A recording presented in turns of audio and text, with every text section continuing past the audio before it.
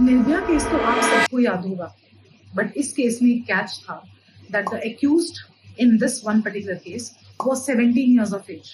सारे एक्यूज में से एक जो एक्यूज था वो एक माइनर था, और अगर उस टाइम पे जुवेनाइल जस्टिस के एक्ट को फॉलो किया जाता तो इस केस में उस पर्टिकुलर माइनर को सिर्फ 3 साल की एक रेफॉर्मेटरी पनिशमेंट मिलती।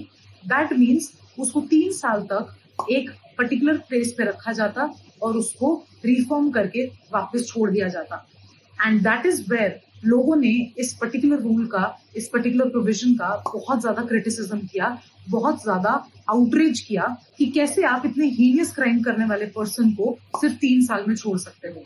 And that is where that in the Juvenile Justice Act, amendment was brought that if any particular person ranging from 16 years to 18 years of age, अगर कोई भी हीनियस क्राइम करता है तो उसको एक एडल्ट की तरह ट्रीट किया जा सकता है।